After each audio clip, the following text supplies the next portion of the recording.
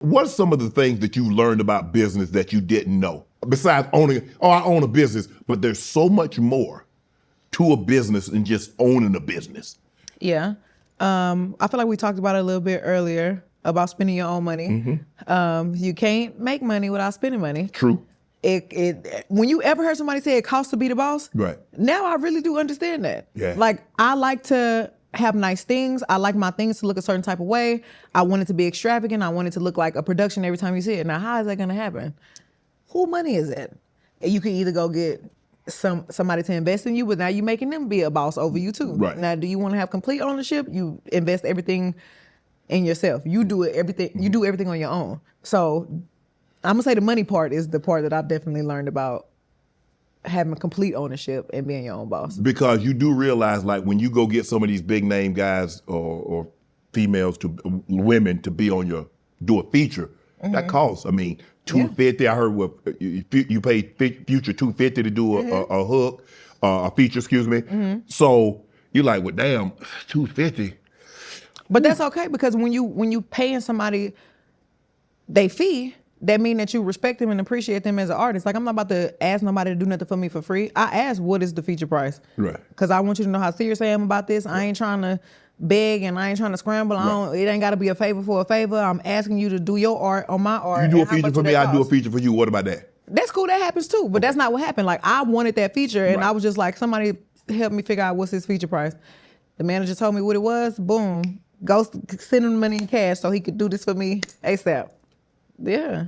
You bossing like that? Yeah. But sometimes you got to put your foot down. Like, everything not about, oh, we cool. Like, that's what people fuck up at. Just because somebody your homeboy or your homegirl, that don't mean that they got to give you everything for free. Right. Support your people. Right. Like, you an artist and you got to get your money. Why not pay your artist friend to do whatever for you? I ain't trying to beg y'all motherfuckers for nothing. Your first tour, you were on tour with Future and Meek, right? What was that experience like? So that was your very first tour. Yeah. So what was your expectations when you went on tour? I didn't have any expectations. Like, me coming fresh out of Houston, doing just like a whole Texas circuit all the time, to going every goddamn where. I used to be so nervous because I'm like, do any of these people know who I am? Are they gonna come see me? Like, do they care that I'm here? And I would come out there and it would be a little bit empty at first, and then it'd get like super packed by the time I was done. And the motherfuckers knew who I was by the time I was gone. Right. So I felt like I was working, I was grinding, and I loved it. I read that you used to freestyle. You used to battle rap against guys. You made that up. I did, and I read, that's what I got right here. Who you heard that from? My people, my research. That didn't help. You didn't freestyle, you didn't battle rap? I used to be freestyling with the boys and stuff.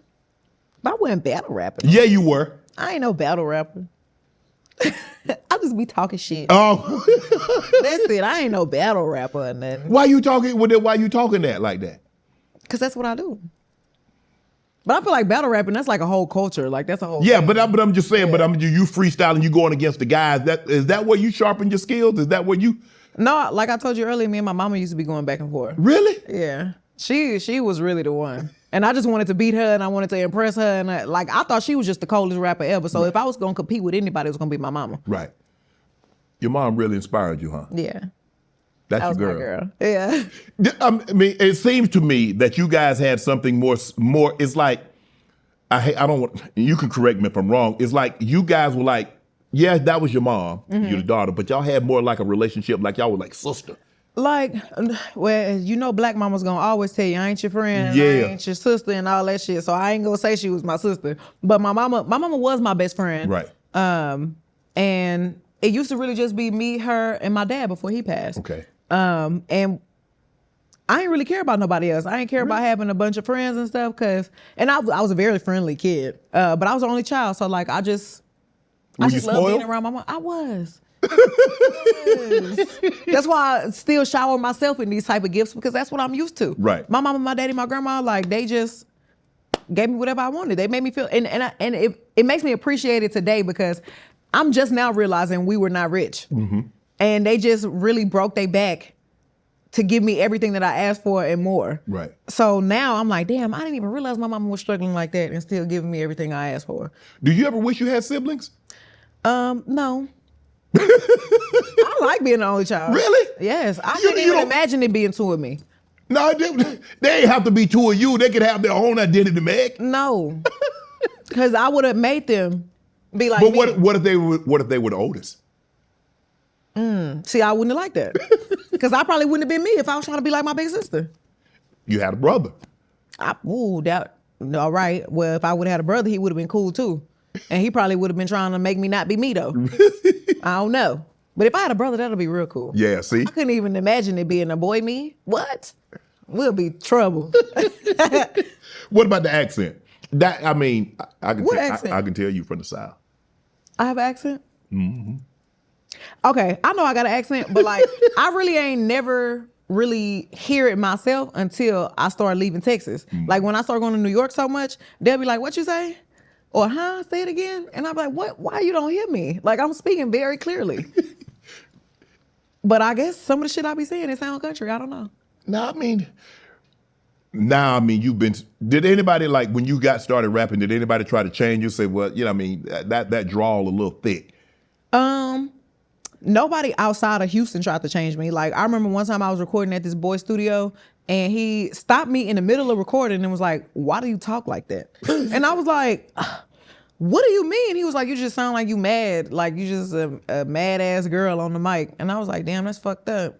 And I just finished my song and I left. And he was telling me who I should sound more like and all this other shit. You didn't like that? No, I didn't like that, but I wasn't about to let him punk me out my session either because I You don't pay for that? Yeah, so bitch, ho, let me finish. And then I got up out of there and I never went back. But I was like, nah, fuck that. Like, can't nobody tell me what to sound like and who to be? Bitch, I'm making this thing. But obviously, as a female rapper, we know the ones, Lil' Kim, Foxy Brown, Charlie Baltimore, all those ones that came before you. MC Light, Queen Latifah.